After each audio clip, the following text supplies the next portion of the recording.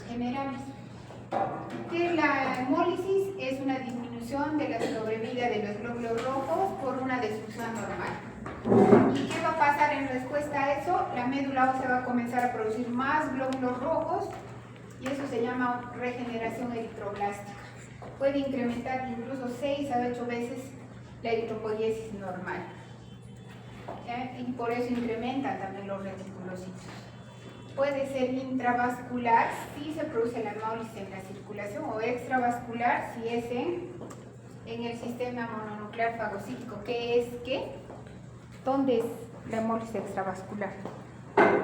¿En qué lugar? En el vaso, en el hígado también puede ser, y también hay macrófagos en la médula ósea. Ya. Entonces, esta es la clasificación. Por la herencia son congénitas, por ejemplo, las talasemias, la deficiencia de glucosa 6-fosfato de deshidrogenasa, o pueden ser adquiridas, que la más común es la anemia hemolítica autoinmune, que vamos a ver más adelante. O por el mecanismo por el que se produce, por ejemplo, pueden ser corpusculares o intrínsecas, donde el problema es el glóbulo rojo. Ahí está, por ejemplo, la estereostosis hereditaria, donde hay un problema en la membrana del eritrocito. O puede ser extracorpuscular o extrínseca, es decir, que el problema está fuera del glóbulo rojo, como puede ser, por ejemplo, una anemia hemolítica autoinmune por anticuerpos calientes. Por el lugar de la hemólisis puede ser intra o extravascular. ¿Cómo es la fisiopatología de la hemólisis? Acá en este lado derecho podemos ver cómo es la hemólisis extravascular. Se produce sobre todo en el vaso, entonces va a haber un incremento de las bilirrubinas, también va a bajar la lactoglobina y puede haber esplenomegalia, ¿no? En la hemólisis intravascular es más aparatosa, que va a haber la hemólisis en la circulación, entonces va a haber hemoglobinuria, hemosideruria, y la lactoglobina, que es la proteína que se une a la hemoglobina es como un transportador de la hemoglobina, para estar incluso ausente, ¿no? Entonces, este es un resumen. ¿Y cómo se puede diferenciar, digamos, por los exámenes de laboratorio, una hemólisis extravascular de una intravascular? En ambas la bilirrubina va a estar indirecta, va a estar incrementada. La lactoglobina va a estar incluso ausente cuando la hemólisis es intravascular. Hay hemoglobina en plasma y sobre todo va a ser en la intravascular, va a estar incrementada. La deshidrogenasa láctica, que es un marcador de replicación celular o de lisis celular, va a estar aumentada en ambas, pero sobre todo en la intravascular. Entonces, de esta manera podríamos diferenciar. Si vemos un paciente hemolizando, ¿qué habrá? Anemia, ictericia. Si le damos los exámenes, veremos que tiene hemoglobina, anemia severa, moderada, hiperbilirrubinemia, predominio indirecto. Pediremos deshidrogenasa y ahí, como dice, estará incrementada. Si pedimos un examen de orina, en la hemólisis intravascular vamos a encontrar hemoglobinuria y hemosideruria. Y no así cuando la hemólisis extravascular. ¿Sí?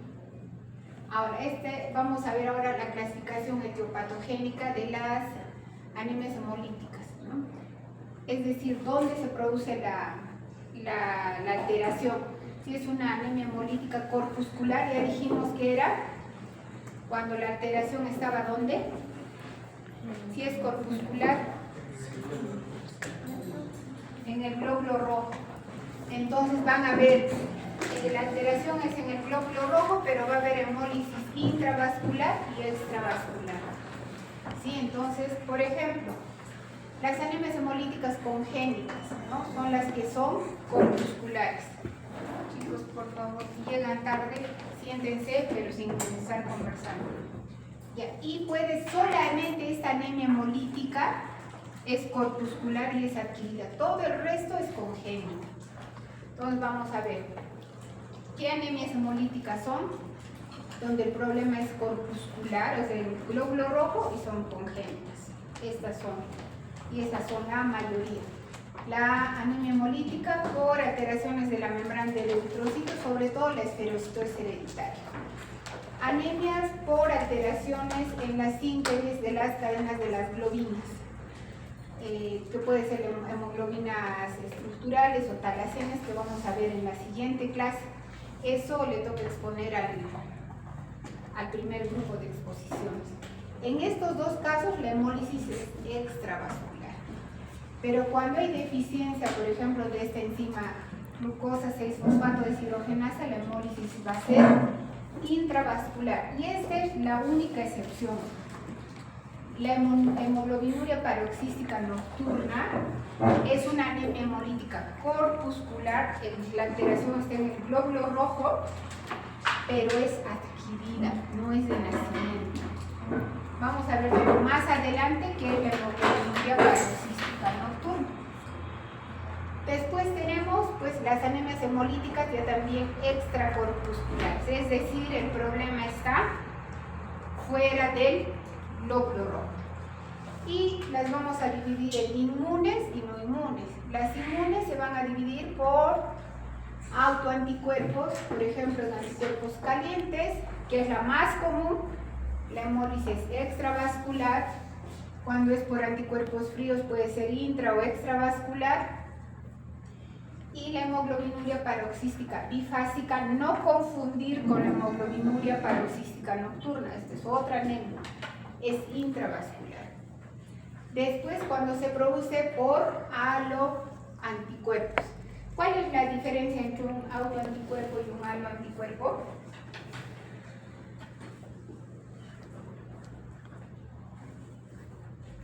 ¿El autoanticuerpo contra qué se produce? Un anticuerpo, si estamos hablando de anemia hemolítica, contra los propios glóbulos rojos de nosotros. Y el aloanticuerpo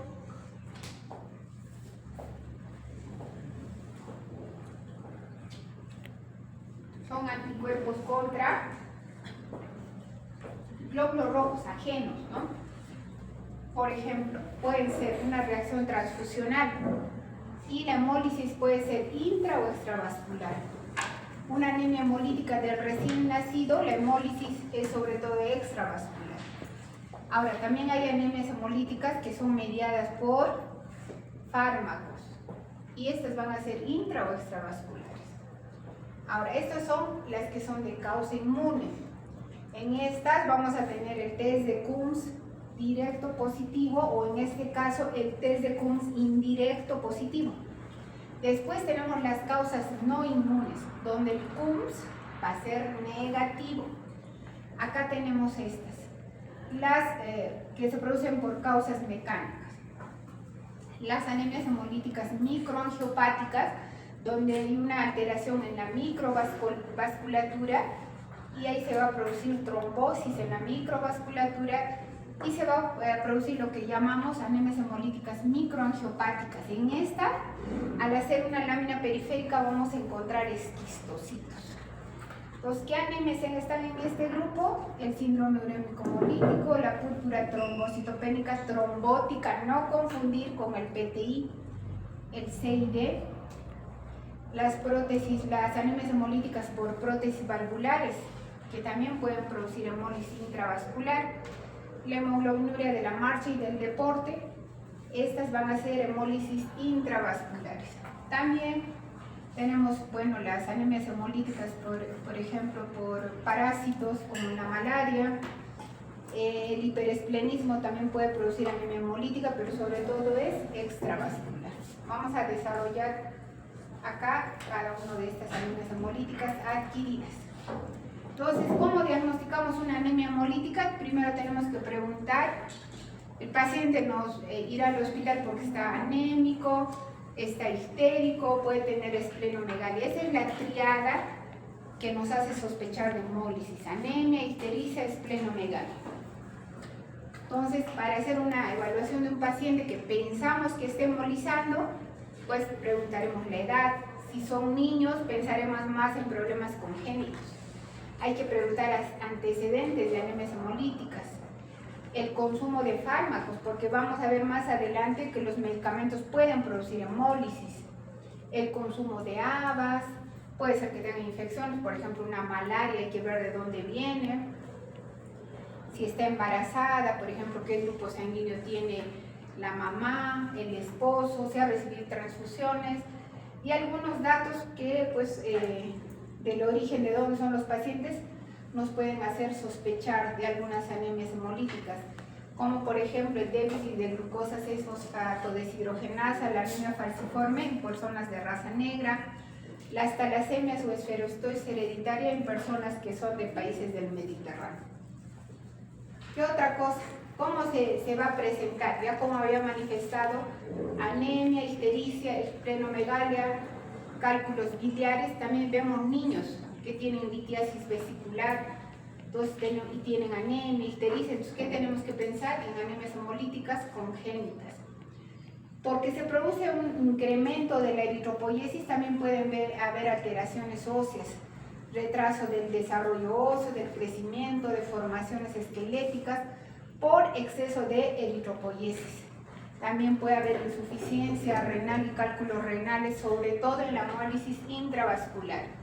Úlceras en las piernas y en los pacientes que tienen anemia hemolítica crónica toda su vida, pueden hacer crisis aplásicas eritroblastopénicas por parvovirus B19.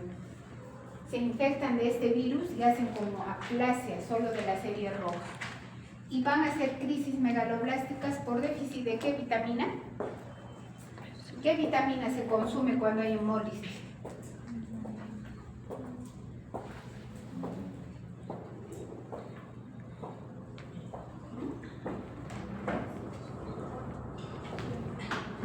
¿El hierro?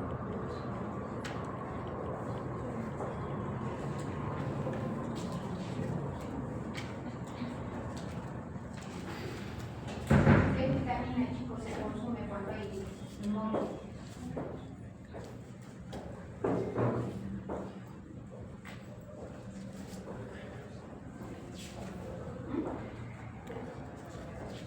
A ver.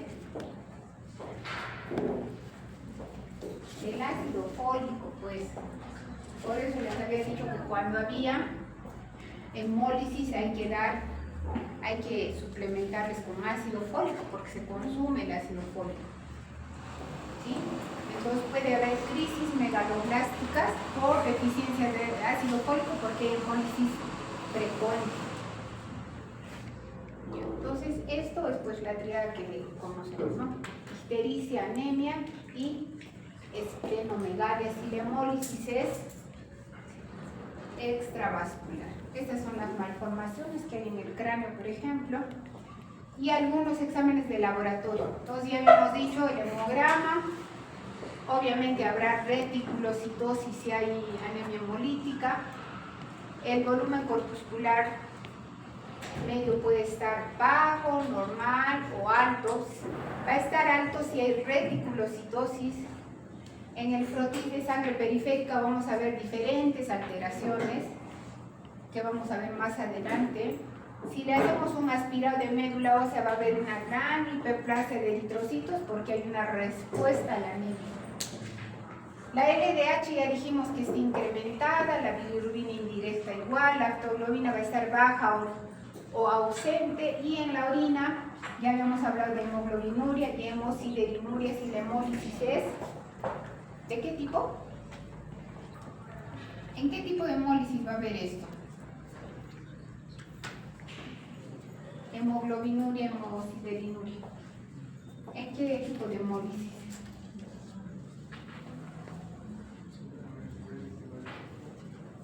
¿Pero en qué tipo de hemólisis? ¿En la intravascular o extravascular?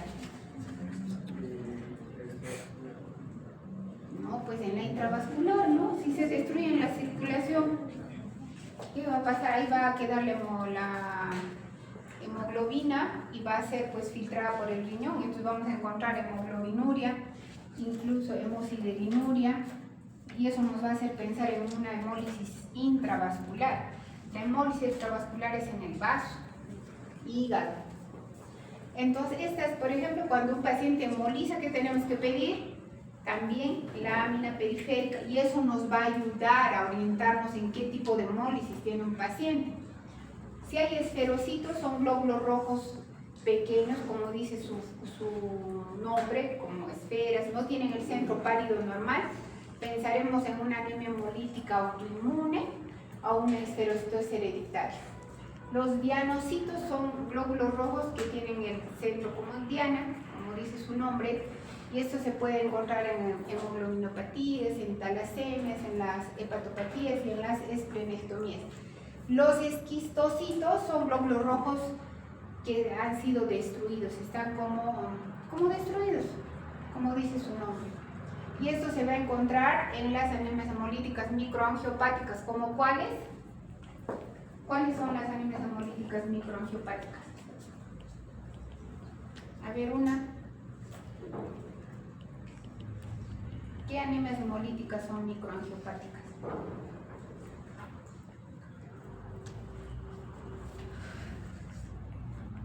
¿Alguien?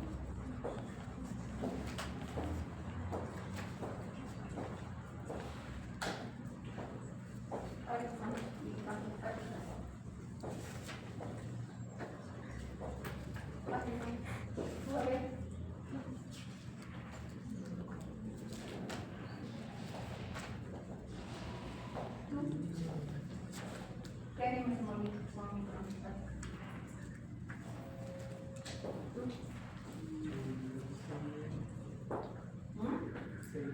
Claro, muy bien, el C y D. ¿Cuál más? Trombótica, púrpura trombocitopénica trombótica. ¿Cuál más? El síndrome urémico hemolítico. También el GEL.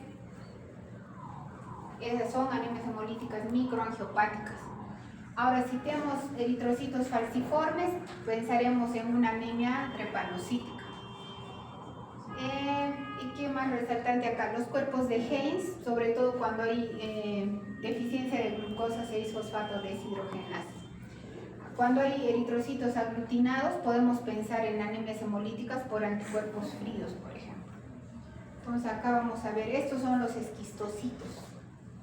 Están los glóbulos rojos destruidos y estos son los esferocitos, no tienen el centro pálido, y esta es una anemia drepanocítica. Estos glóbulos rojos obviamente son anormales, tienen forma de oso.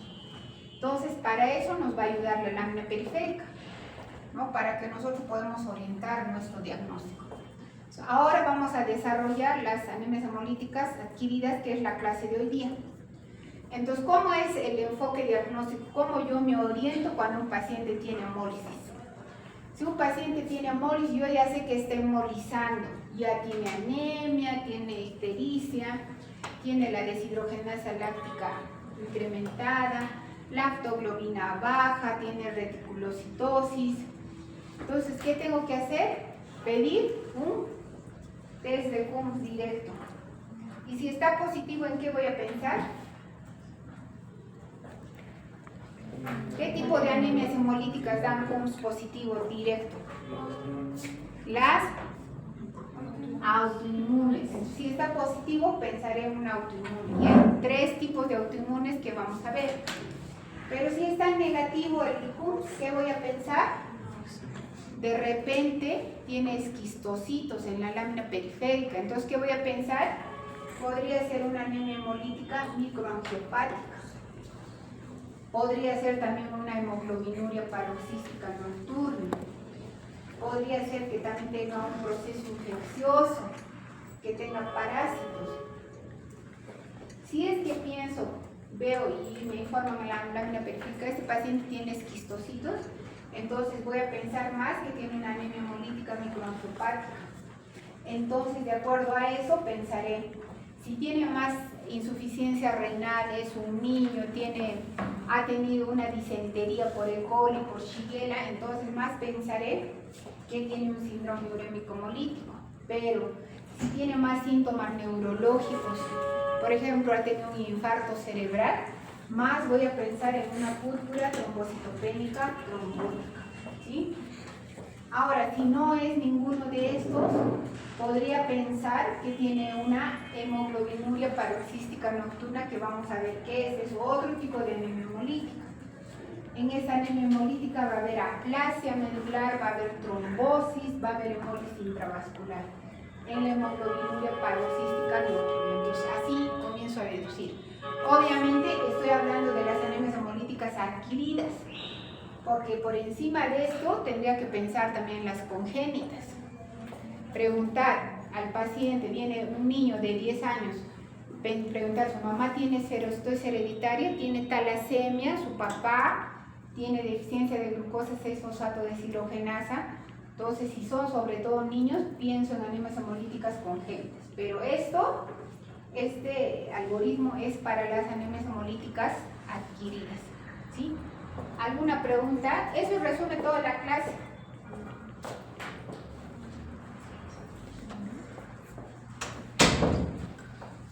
Entonces,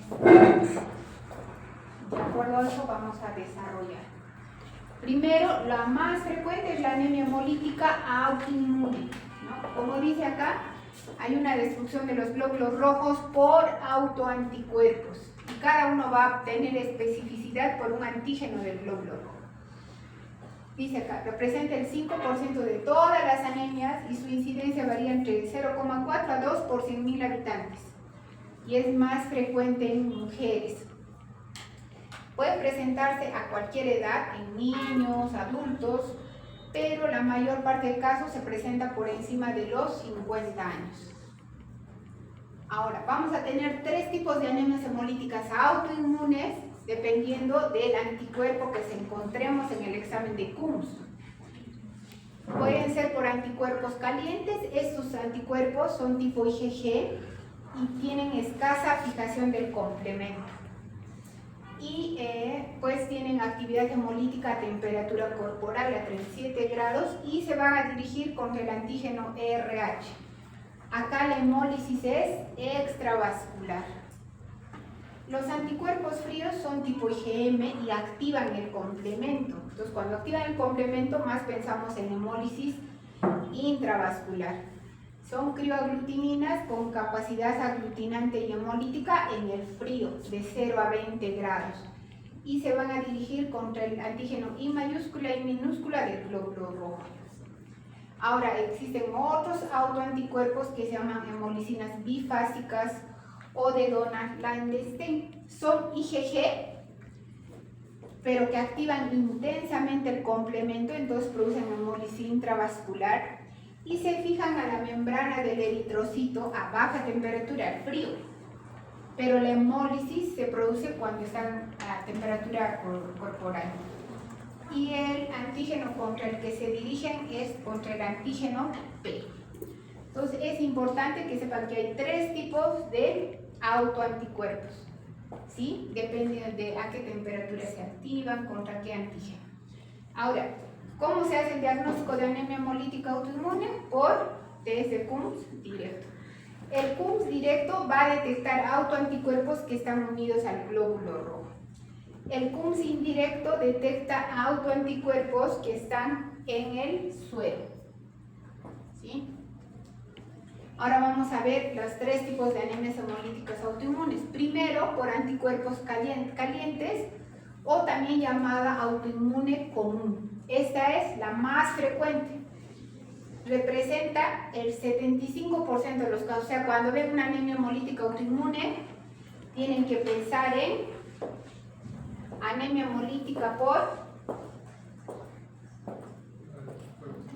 por anticuerpos calientes. Es lo primero que tienen que pensar, ¿sí? ¿Y qué tipo van a ser los autoanticuerpos? Si es por anticuerpos calientes. ¿Cuál es tu nombre? Jair.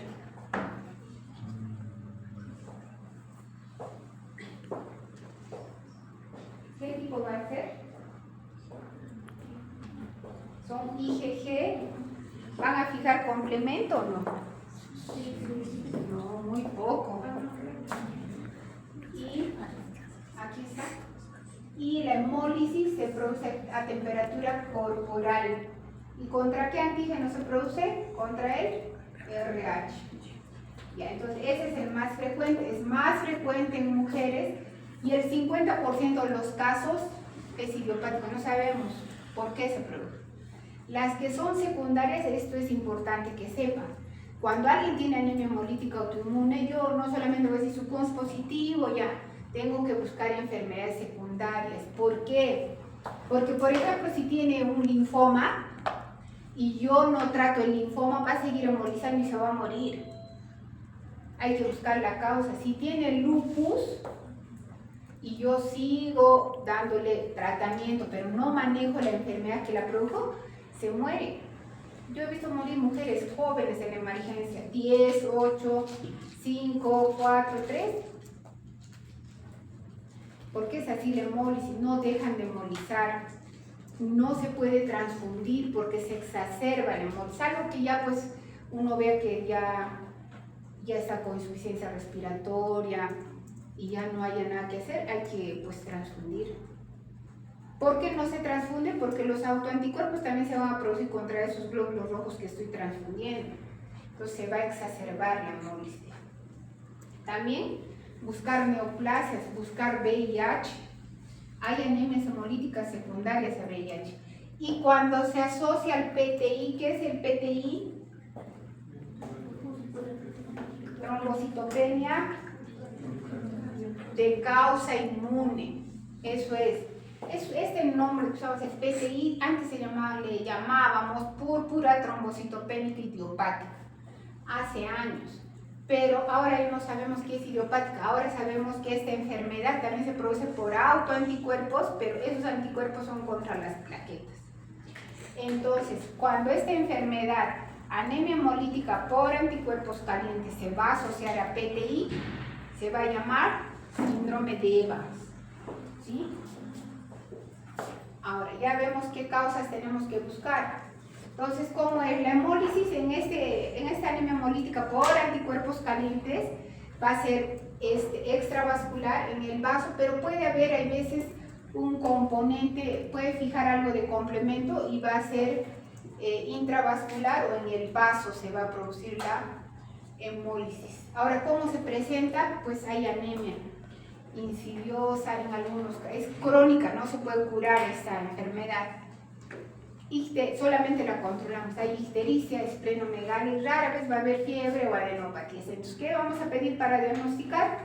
Pues de cabeza el hemograma, los reticulocitos, habrá reticulocitosis, la lámina periférica informarán esferocitos, hiperbilirubinemia predominio indirecto, la lactoglobulina estará baja, la LDH alta, todos los datos de hemólisis, pero el diagnóstico ¿qué me va a dar? El test de CUMS directo positivo. En el 95% de los casos está positivo. Y después de ese CUMS pido un monoespecífico donde me dicen si es inmunoglobulina G, es M, fija complemento o no fija. Ese es el otro examen que pedimos, el CUMS monoespecífico, para que yo sepa si es por anticuerpos calientes o fríos. Ahora, ¿cómo es el tratamiento? Obviamente yo tengo que frenar la producción de autoanticuerpos. ¿Y cómo se hace eso? Usando inmunosupresores. El tratamiento de primera línea son los corticoides. Damos pulsos de metilprednisolona, de dexametasona, prednisona. Y cuando hay una hemólisis que es una anemia hemolítica que no podemos controlar con corticoides, muchas veces usamos inmunoglobulina humana. Después, en segunda línea, ahora usamos rituximab. El rituximab es un anticuerpo monoclonal anti-CD20. Anti-CD20 son señoritas. Ay, la señorita Yana, pero todas las clases tengo que llamar. Ya.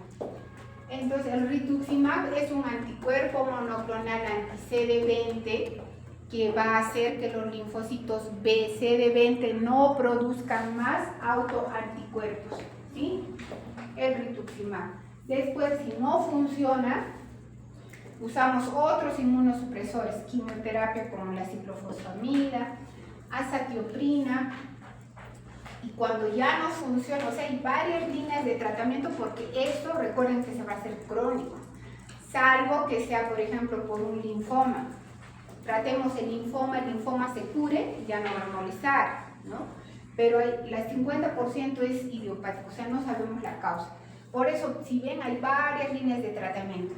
Y algo que antes hacíamos más, pero ahora ya no hacemos tanto, salvo cuando no hay respuesta, hacemos esplenectomía.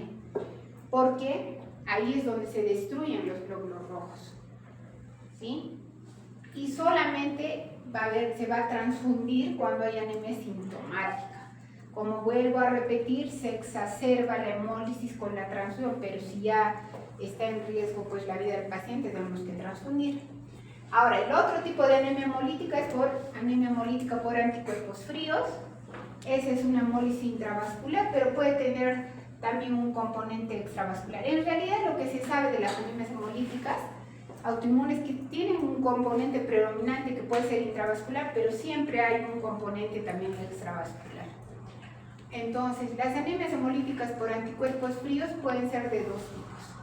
Las agudas, que se producen por esas crioaglutininas, estos autoanticuerpos, que se observan sobre todo en adolescentes o jóvenes adultos que tienen infecciones por Mycoplasma pneumoniae, por ejemplo, o cuando tienen mononucleosis infecciosa, o sea, infección por Epstein-Barr virus o citomegalovirus, o también puede ser por varicela.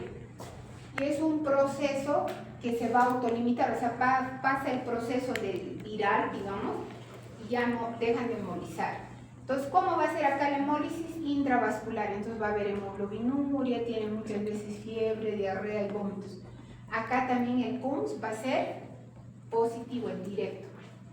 Ahora hay otro tipo que se llama enfermedad por crioaglutininas crónica idiopática, o primaria o secundaria, y tiene una incidencia después de los 50 años. Y acá van a ver estos autoanticuerpos, se van a llamar crioaglutininas tipo IgM, que son mononucleares y que eso considera una forma especial de gamapatía monoclonal o neoplasia linfoproliferativa. O sea, es como una neoplasia, linfoide que habría y que produce estos autoanticuerpos que son de tipo IgM. Entonces, ¿qué va a pasar en estos pacientes? Van a tener anemia, ictericia, esplenomegalia, y cuando se exponen al frío van a tener hemólisis, o sea, eso es lo que vemos ahí. Van a hemolizar al frío y van a tener acrocianosis y muchas veces hasta necrosis, que va a requerir amputación. Pero esta es una enfermedad que se considera como una enfermedad neoplástica, ¿sí? Lo más común va a ser esto, la hemólisis por anticuerpos fríos.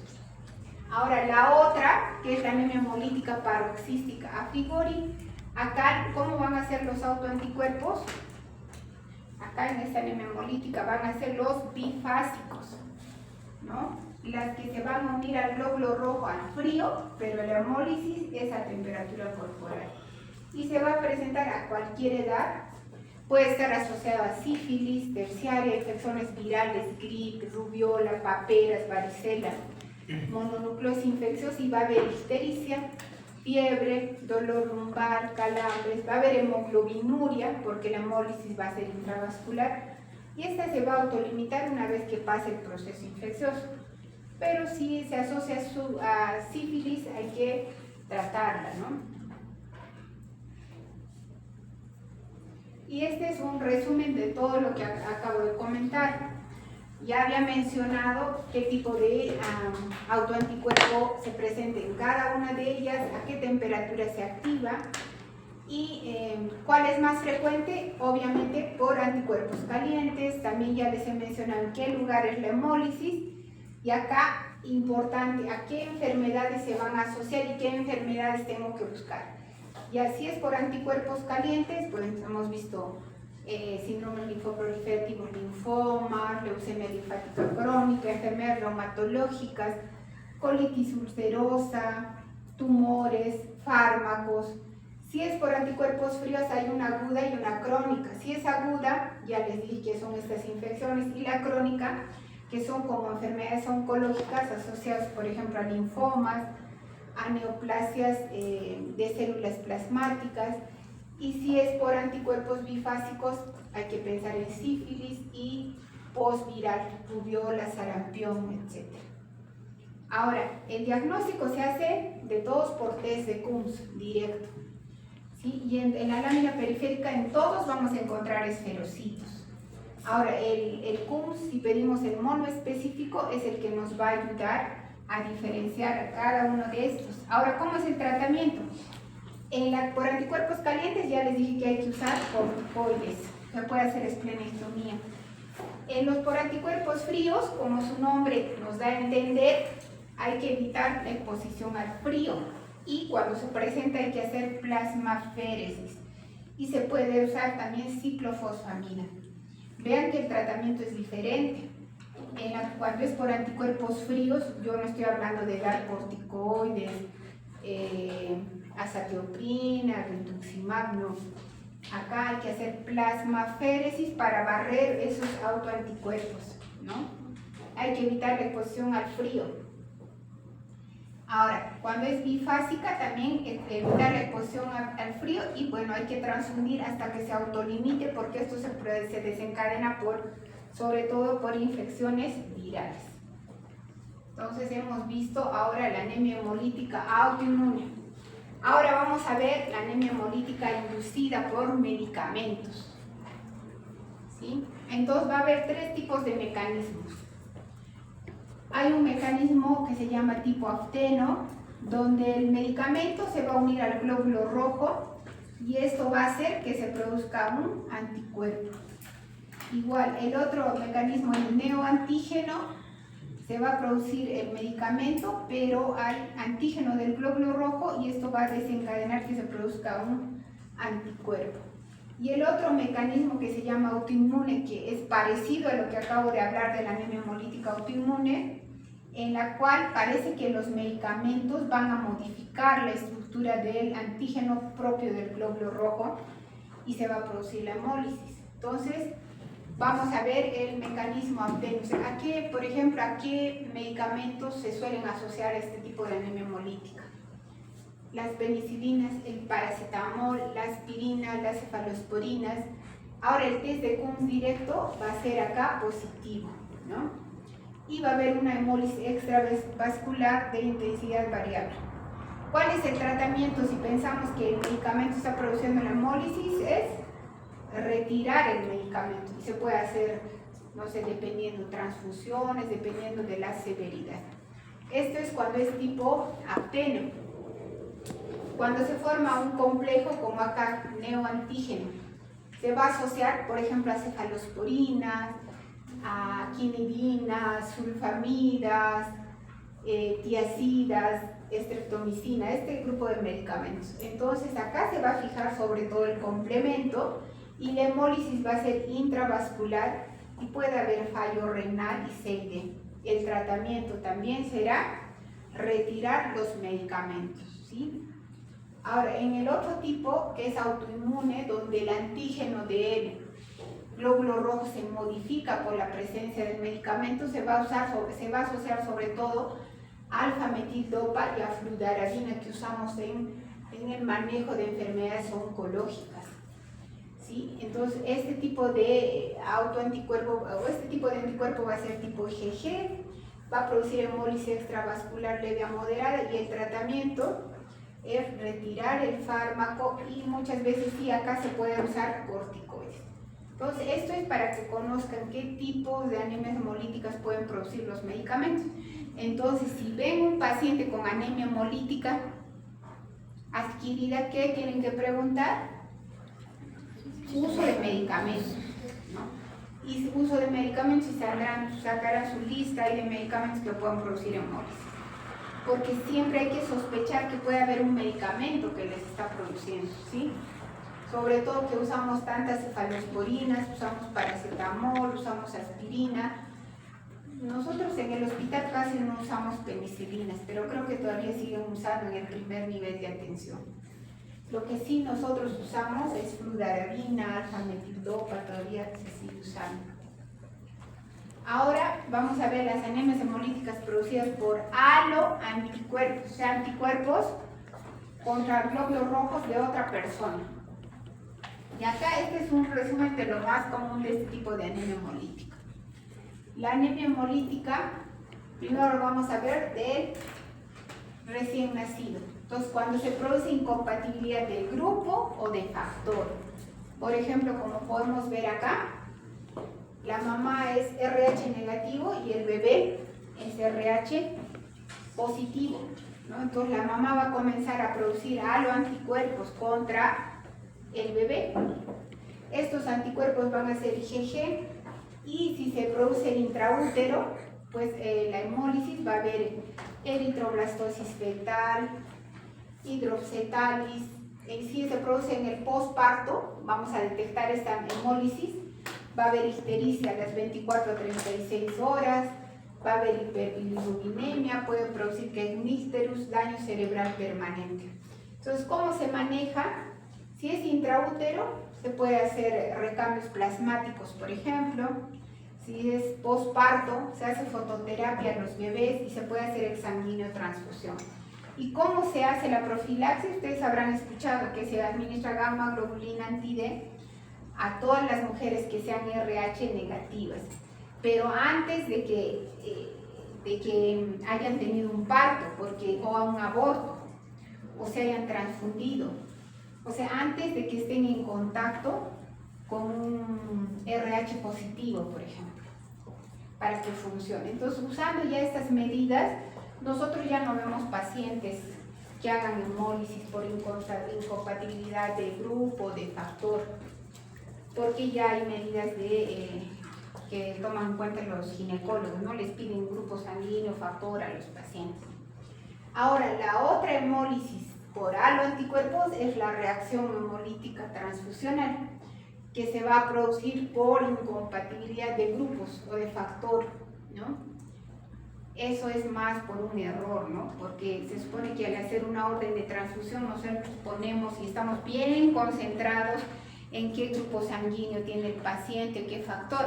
Pero no solo eso, antes de hacer una transfusión hacen lo que le llaman prueba cruzada en laboratorio. Entonces ahí también tienen la oportunidad de ver si la sangre es compatible o no. Hay una cadena digamos, de procesos en los que nosotros podríamos darnos cuenta y no llegar hasta esto, ¿no? Bueno, en realidad nosotros ya no vemos este tipo de anemias hemolíticas, pero tampoco, no es que no se presenten, sí se podrían presentar. Cuando la incompatibilidad es de grupo, va a ser el anticuerpo va a ser IgM, si es RH va a ser IgG. Cuando es por incompatibilidad ABO, la hemólisis es intravascular, ¿no? Puede producir fallo renal, C y D. Cuando es por factor, la hemólisis es extravascular y pues no va a ser tan aparatosa como la otra, ¿no? Y el tratamiento ya va a ser de las complicaciones. Puede llegar hasta diálisis, ¿no? Eso es por aloanticuerpos. Ahora vamos a ver las anemias hemolíticas no inmunes. Es decir, acá el HUMS es negativo. Entonces vamos a ver qué anemias hemolíticas hay. Por ejemplo, la hemoglobinuria de la marcha, ¿no? Cuando hay ejercicio intenso se puede producir hemólisis. En las plantas de los pies, dicen, donde se hemolizan en la microvasculatura, se produce una hemólisis mecánica y pues no va a requerir tratamiento. La otra que también vemos es la hemólisis por valvulopatías.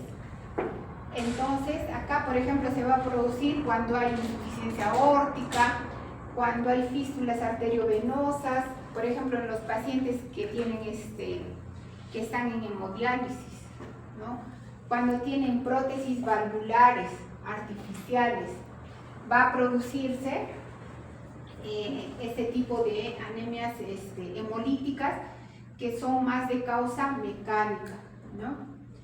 Y el tratamiento va a ser de soporte, algunas veces se les puede dar hierro o ácido fólico.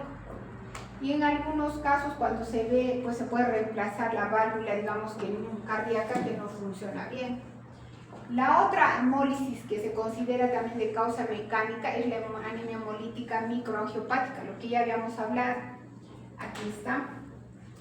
Y otras que son, por ejemplo, lo que dice acá, ¿no? Hemólisis por calentamiento excesivo, infusiones de soluciones hipertónicas, por ejemplo. Y acá solo para mencionar, tampoco nos vamos a extender en este tema, la anemia hemolítica microangiopática, que les dije en la lámina periférica que había. Esquistocitos. Esta anemia hemolítica microangiopática, como dice acá, se va a producir una alteración en el endotelio vascular, en la microvasculatura, y ahí vamos a encontrar pues en la lámina periférica esquistocitos, va a haber incremento de los reticulocitos, de la LDH, va a haber anemia y trombocitopenia, y los esquistocitos. Va a haber sobre todo pues las más representativas son el síndrome urémico hemolítico, la púrpura trombocitopénica trombótica, ¿sí? Solamente eso para que conozcan. ¿Qué más? Hay otros tipos de anemias hemolíticas, por ejemplo, producidos por parásitos, la malaria, que producen hemólisis, sobre todo extravascular, y por otras, por los procesos infecciosos que ya hemos mencionado en las autoinmunes. Ahora vamos a ver como último tema la hemoglobinuria paroxística nocturna.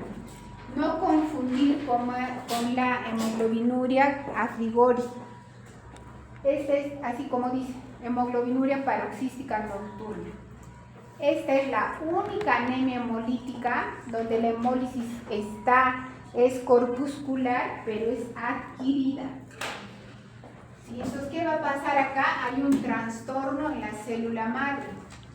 ¿Y qué va a pasar? Hay un incremento, hay una susceptibilidad a la lisis por el complemento. ¿Por qué? Porque hay una mutación en el gen PIC, fosfatidilinositol-gen. ¿Y qué va a pasar con esta mutación? Las va a hacer más vulnerables a la acción del complemento. Se puede producir entre los 30 y 50 años, produce anemia, pero también produce pancitopenia. La anemia hemolítica es intravascular, entonces hay hemoglobinuria. ¿Y cómo dicen los pacientes que tienen hemoglobinuria? Porque no va a decir tengo hemoglobinuria. ¿Perdón? Claro, muy bien. Tienen orina, dicen como, incluso ellos dicen como la Coca-Cola. Así dicen cuando hacen hemólisis intravascular. Dicen que estoy orinando de un color oscuro, parece Coca-Cola, parece café. Eso dicen los pacientes que tienen hemólisis intravascular por la hemoglobinuria. ¿Qué más va a haber en esta enfermedad que es poco frecuente? Va a haber trombosis, puede haber trombosis de vena porta, de venas esplénicas, un infarto cerebral. Y también va a haber, si yo le hago un aspirado, porque solemos hacer, porque tienen pancitopenia, va a haber aplasia. Va a haber aplasia medular. ¿Sí? ¿Qué más? Esto es la cascada del complemento.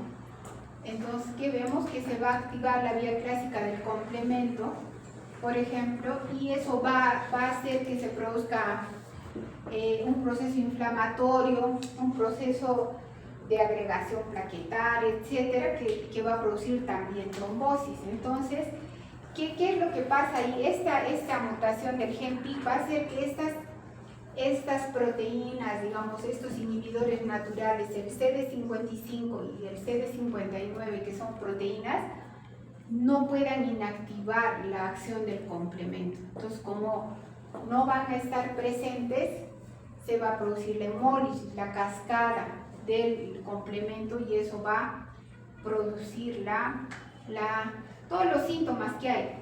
La hemólisis, como dice acá, la trombosis, la pancitopenia. Todos estos mecanismos van a hacer que se expliquen las alteraciones que hay en estos pacientes. Entonces, ahora ya hay medicamentos como el eculizumab, por ejemplo, que es un inhibidor de la C5, del complemento del C5, que lo que busca es frenar la hemólisis. Pero también hay otros medicamentos. Este, digamos, es el más conocido, el eculizumab. El pegcetacoplan, por ejemplo, pero va a actuar a un nivel mucho más superior, ¿no? Entonces, van a inhibir la acción del complemento y frenar todos los síntomas que tienen estos pacientes. Ahora, ¿cómo se hace el diagnóstico de hemoglobinuria paroxística nocturna? Se va a hacer por citometría de flujo. Y lo que buscamos es estos inhibidores CD55 y 59. Vamos a estudiarlos en la citometría para hacer el diagnóstico. Antes se hacía un test de James sucrosa, que era inducir a la hemólisis de estos glóbulos rojos, pero ahora ya no se hace citometría.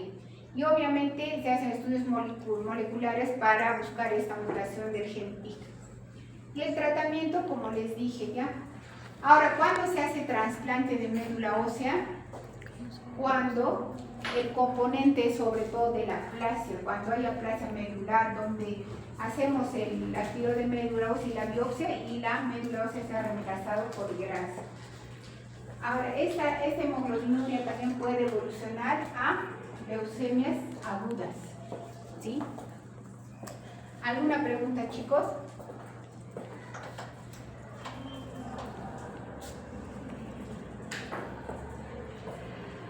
¿Está todo claro? La anemia hemolítica. Estas son las anemias hemolíticas adquiridas, ¿sí? Porque las congénitas vamos a ver a la siguiente clase. Yo pienso que para que se orienten bien, este algoritmo que mostré al principio es el valor.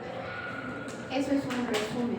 Obviamente que acá, si ya se hace diagnóstico de anemia hemolítica autoinmune, tendrán que pedir un cromosoma específico para ver si es por anticuerpos.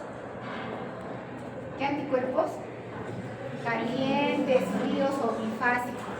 Tendrán que buscar enfermedades si es una anemia hemolítica autoinmune. La anemia hemolítica adquirida más frecuente es la anemia hemolítica autoinmune, que tiene un directo. Eso es lo que más tienen que aprender. Las anemias hemolíticas microangiopáticas son menos frecuentes, ¿sí? La hemoglobinuria paroxística nocturna es mucho menos frecuente. Primero tenemos que pensar en lo más frecuente. Entonces, si ven un paciente que viene y está hemolizando, tienen que pedirlo primero un examen. Desde CUMS directo es lo primero que tienen que pedir. No se olviden de pedir lámina periférica para ver si hay esquistocitos. Si hay esquistocitos, entonces pensaré en una anemia hemolítica microangiopática. Si hay esferocitos, ¿en qué voy a pensar?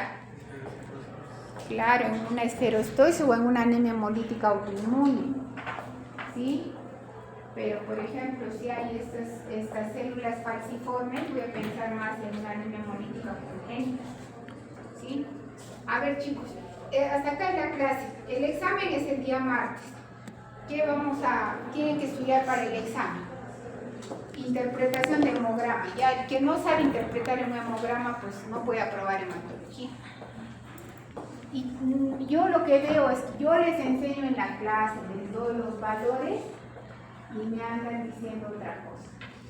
Me andan diciendo que los leucocitos son normales hasta 10.000, que la neutropenia es con 4.000, menos de 4.000.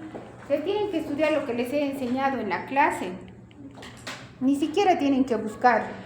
Bueno, me parecería interesante si buscan información, pero al menos lo que les he enseñado, pues tienen que estudiar. Interpretación de anemia ferropénica. ¿Cómo se presenta una anemia ferropénica? ¿Cómo está el perfil de hierro? Si tengo anemia ferropénica, ¿cómo estará mi ferritina? Ya. ¿Y cómo estará mi saturación de transferrina? ¿Y la capacidad total de fijación de hierro? Estará alta, muy bien. Los receptores solubles de transferrina, ¿cómo estarán? No, estarán incrementados si no hay hierro. Ya. Como en una anemia megaloblástica, si les digo que tiene síntomas neurológicos, tiene parestesis, inestabilidad para la marcha, ¿qué van a pensar? ¿En qué deficiencia? De B12, claro, muy bien. Y si tiene una deficiencia de B12, ¿cuál es la causa más frecuente de deficiencia de B12?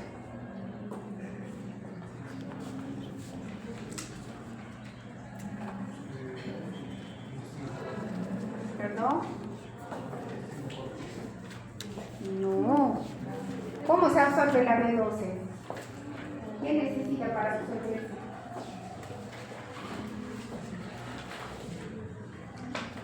existe el factor intrínseco.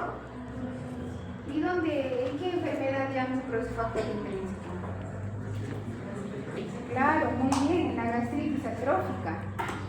Ahora, la anemia perniciosa es una enfermedad donde hay gastritis atrófica, pero es una enfermedad de causa inmune. Eso es la anemia perniciosa. ¿De cuál de las dos vitaminas es la deficiencia más común? ¿Ácido fólico o B12? No, por ácido fólico es la deficiencia más común. ¿Qué más hemos hecho? Anemia por enfermedad crónica o anemia inflamatoria. A ver, causas de anemia inflamatoria. ¿Cuáles? A ver, tú, Ever, una causa de anemia inflamatoria.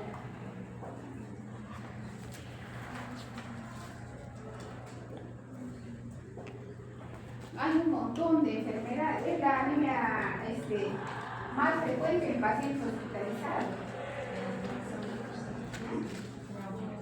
Claro, es la anemia de los cánceres. Los pacientes con cáncer tienen anemia inflamatoria. ¿Quién más? Infecciones. ¿Qué más? Vasculitis. También. En la enfermedad renal crónica, pues chicos, también entra en la fisiopatología. Eso tienen que estudiar cómo se presenta y cómo se diagnostica. Luego se da un cuadro, cómo está la ferritina, todo. ¿Qué más hemos hecho? Insuficiencias medulares. De las adquiridas, ¿cuál es la causa más común? ¿Cuál? Las insuficiencias medulares. ¿Cuál es la enfermedad más común? La más representativa. Claro, la tasa medular adquirida es la más común. ¿Y cómo se diagnostica?